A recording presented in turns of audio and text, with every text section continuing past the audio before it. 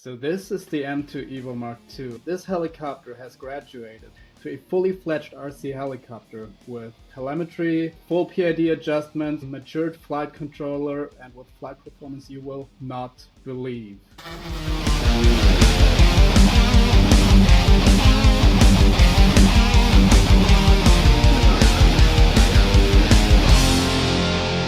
Hey guys, we're here today with a very special guest. I have Jonas. Tell me your last name in German, the way it's supposed to be said. It's Wackershauser. Wackershauser. Oh, that was good. That was actually really good. If you guys have been living under a rock, you don't know who he is, well, tell us a little bit about yourself for those I don't know who, because everybody knows who you are. But you're involved in Rotorfly Project, you're involved in OMPHOBBY for a while now. Yes, so I'm Jonas, I'm 27 years old from Germany, and currently I am the helicopter designer for OMPHOBBY. If you have seen the M4, M4 Max, the M7, those are all my work, and I've also put a lot of work into the M2 Evo MK2 that we're going to talk about today. I got a chance to fly one a few days ago from a friend of mine. He chose to be undisclosed. But listen, I loved it. So I came back. I went straight to the warehouse and I picked myself one. And here it is. The M2 Evo MK2 OFS3. Yes. What does OFS3 mean? OFS3 is the OMPHOBBY flight system 3rd generation. So before that, we had the 1st generation released in 2019 with the original M2. Which was just a ready-to-fly deal, no adjustability. Then with OFS2, we iterated on that, gave users some adjustments, and OFS3 is now a fully fledged flybarless system where you have all the adjustability in the world. It flies completely different from the previous one, better in every single aspect, I would say. Well, let's open this box. So ooh, you picked the yellow one, beautiful. And I checked this out. It comes with like a spare spindle shaft, a spare main shaft, some zip ties, and you also get, it's kind of cool, you get a few servo horns. Anyway, here's this guy. Mine is already set up, so if it wasn't, you would also find in here the Bluetooth module, which we'll talk about a little bit here. And it comes with one battery, which was kind of cool because when I placed my order for the shop, I forgot to order batteries. Can you believe that? So now we have batteries in stock, but it does come with one battery. So cool. And so what is really nice about this helicopter is not just the way it flies, but it's how versatile it is. You can fly this, Jonas, correct me if I'm wrong. By the way, I have a massive receiver in there, which is probably not ideal, but it's all I had. But you can fly this with ELRS. You can fly this with Futaba, Spectrum, I mean everything, right? Basically everything that speaks either S-Bus, DSM, or CRSF. And then if you fly with the LRS, that means you could fly with the FR Sky transmitter, with the Radio Master transmitters, anything from the small pocket radio, right, all the way up to the TX16S. Yes, that is correct. Anything that can take an ELRS module, you can use this with. You could even outfit an old transmitter with a module. For example, a friend of mine is flying the thing with a DX9 that he added an ELRS module, and that way he can also get telemetry, because with CRSF protocols, which is TBS Crossfire, Tracer, and ExpressRS, you get full flight telemetry from the flight controller. So you know your head speed, your milliamp hours, your voltage. It's amazing. That's what I was going to get into next, is the fact that when you use the Crossfire protocol, you do get telemetry, which is amazing for a helicopter this size. And so anyway, so you have all these ports. You can't see them on mine because I have this massive receiver. And again, this is all I had. If you decide to go with this RP3H, I know Jonas does not approve, only because it's big, it's bulky, and but you know, it works. The only thing is you have to reverse the TX and the RX pins right here, and you have to work this connector to fit into the flight controller because it's a very tight fit. But if you're careful and you do it correctly, you're okay. It's not ideal, but it does work. It introduces weight, but it does work, especially when you get one and you don't have the right receiver and you want to fly today. You don't want to wait 5 days to get the right receiver, right? Okay, so this is pretty simple. I am using the Radiomaster RP2 over here. It is plugged into the CRSF port just with a short little cable. You can actually buy a cable from us. This one is still self-made because I used this helicopter before the release. And on the other side, I just stuck the little Bluetooth module on the side of the flight controller. Focus on the Bluetooth module, just with a little bit of double-sided tape so I can access the parameters Look, I did the anytime. exact same thing. I taped the Bluetooth module because I figured that if I wanted to make a change, I would land and fire up the app. Yeah, and this whole thing otherwise is completely stock. The tune that it comes with is actually my personal tune that I worked out over the last 2 years that we developed this helicopter and this flight controller. And no other changes to this other than adding the receiver. What you get is what I fly. Nice, very nice. So the RP2 is a much, much smaller version, obviously, of the RP3H with Yeah. basically a very tiny little antenna. And you do have to solder that one, right? You have to solder it. It has this tiny little ceramic antenna and then just 4 solder joints. But it's fine. It's not Yeah. that hard to do, and some retailers are actually now offering pre-soldered RP2s. For example, Origin Hobbies in Finland. Origin Hobbies offers pre-soldered receivers. And Little tip oh, for nice. you if you're Okay. in the And that's obviously the little way to tip if go. you're in the EU. Very, very cool. So let's talk a little bit about the Bluetooth app. So here's the Bluetooth app. You can download this from the App Store. Is it available for Android as well, Jonas, or just for iPhone?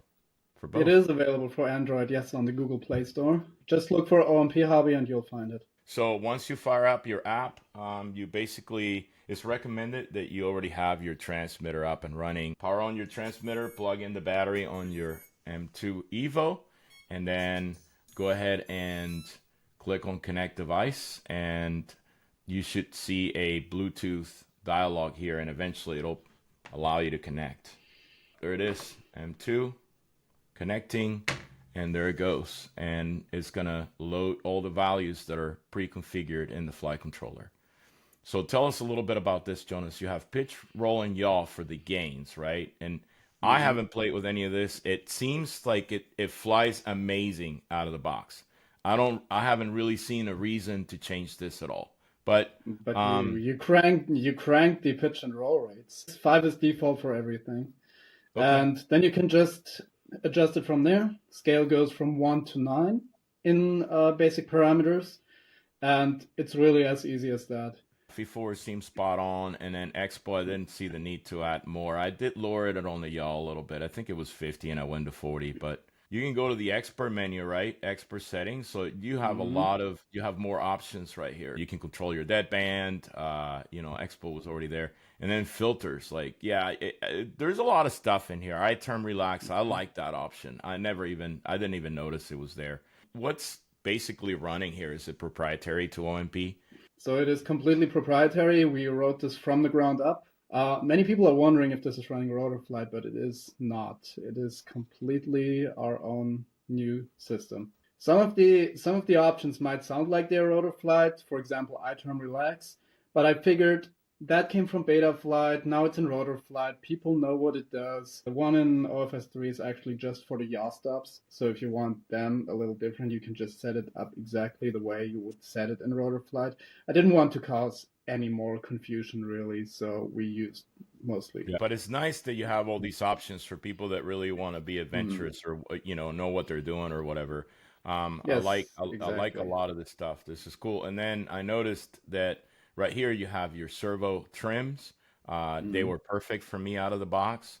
And then you can increase your maximum and minimum collectives, and then you can mess with the cyclic ring center, which is really cool. There's a lot of stuff that you really don't need to mess with, but it's nice to have. I mean, it's awesome. I like it. It's really, really cool.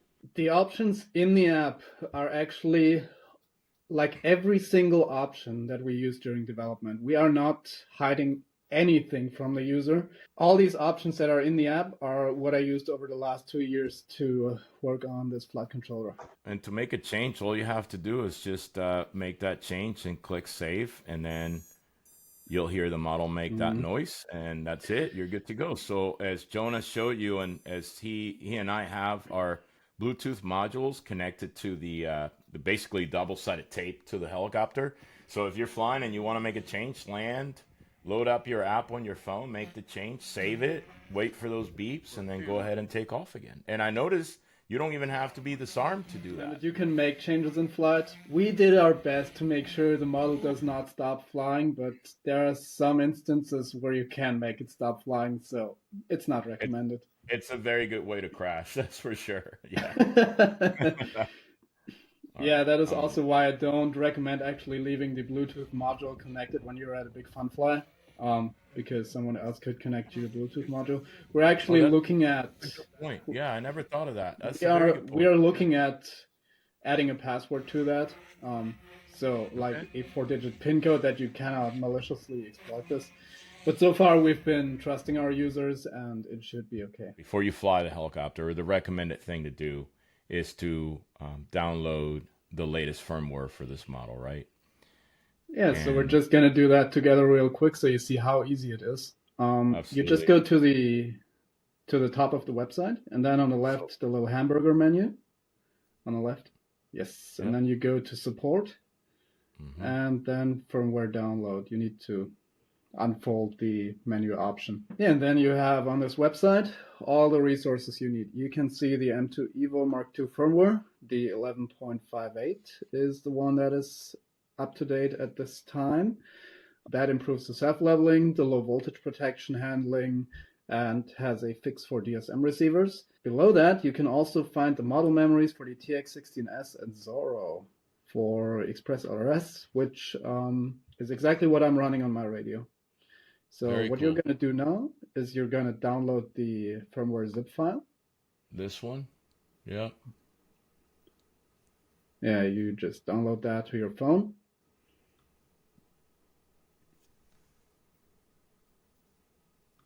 There we go. Yep. Then you go to the Files app. Then you click the zip file once. Then it unzips. Now you go back to the OMPHOBBY app. Now you go to About. And then you can see what firmware you are on. This is actually an older firmware, so perfect opportunity to update. You just click on Flight Control Firmware Upgrade, and then you select the file you just downloaded and unzipped. Right there. Yeah, there it is. And now you just click that one, and it starts updating your flight controller over the air, completely automatically. All you need to do now is wait. And this is amazing because it allows us to rapidly deploy firmware updates, be it bug fixes, security fixes, like if we implement a password for the Bluetooth module, or new features like the new low voltage protection. Previously, the model would just ramp the head speed down. With that firmware, it will sit at a lower RPM for 15 seconds and then ramp the head speed down to give you more time to land, which was user feedback, which we implemented.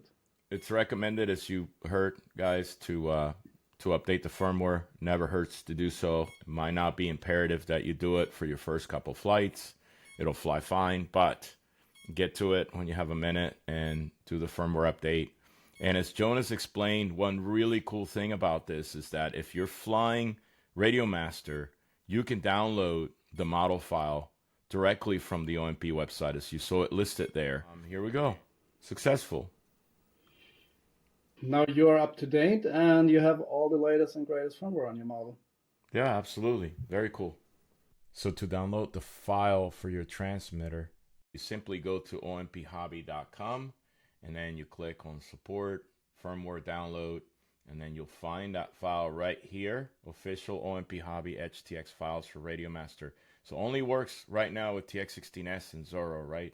Download that file, and then you guys probably know already how to do it. Plug in your USB-C cord to the top of your transmitter, move that file into the models folder, and yeah, you should be good to go.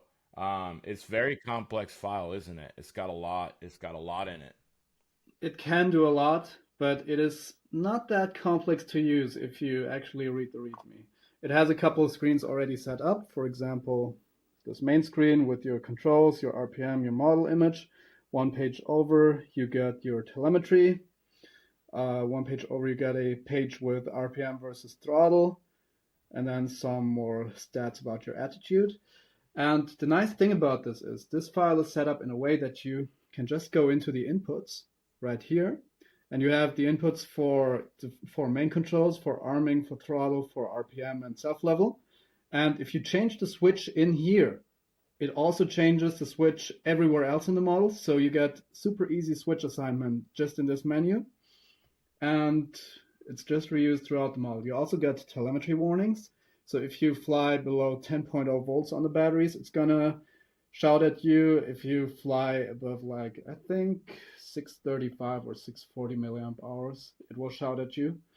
And it's all pre-configured. So you do not need to discover any telemetry sensors. You can literally just load this model, connect it up, and go fly. On the Zorro, it has the same functionalities, and it actually comes with our ready-to-fly kit. So the ready-to-fly kit for the M2 Evo has the Zorro, the RP2, already bound up with my file. You switch it on, you start flying. It's very cool. It's like literally that simple. So if you like micros and you want something that's above and beyond the rest, something that is not only capable of flying amazingly, that you can update with the phone app, that you can update firmwares with your phone, that you just simply put a ELRS receiver and fly it with your TX16S, or obviously you could fly with anything else. There's a little pamphlet that comes inside the kit that shows you your channel arrangement so that you can set it up on Spectrum or anything else. But again, if you have Radio Master, you are in for a treat, because I don't think there's anything out there on the market that comes remotely close to what this thing is capable of doing. And in addition to OFS3, we also changed the helicopter a bit around. For example, you got a new swashblade geometry with larger, longer inner arms, so you get more cyclic pitch per swashblade deflection. We increased the size of the main motor because we also got the feedback that people wanted more power on the M2 Evo. It also has a higher KV to improve the tail performance. And you get these stylish white skids, which are extremely visible. When I flew these for the first time, I could not believe how visible the model suddenly was compared to the old one, which just has these black skids. And these changes might not sound like much, but they make this model a completely different flying model compared to the old M2 Evo. You got more power, obviously. You get a lot more control authority because you can get more cyclic pitch. The tail is out of this world on this helicopter. Like the tail, you've flown it. It flies like a collective pitch tail just because the algorithm changed for the tail control, as well as the main motor now actually can make more power to accelerate the tail. It is bonkers, and the whole thing just flies a lot more grown up and mature now. The tail performance is insane for a helicopter this size. I mean, you could do sideways loops against the torque. It just does not give out. It's incredible. It really now is. We can also not defeat physics, but I think we've gotten pretty damn close to it. We've got it pretty close to defeating it, that's for sure. Anyway, Jonas, thank you for your time. I know our time change makes things difficult, but I appreciate you working with me and doing this video. I'm excited. I think when people try this, this is a great practice platform. I crashed it so hard and I didn't break it. And anyway, I appreciate your time, Jonas, and good luck. Hope you sell a lot of these guys. Thank you very much, Bert. I appreciate you also taking the time to talk to me. And I mean, have fun with your M2 Evo Mark II.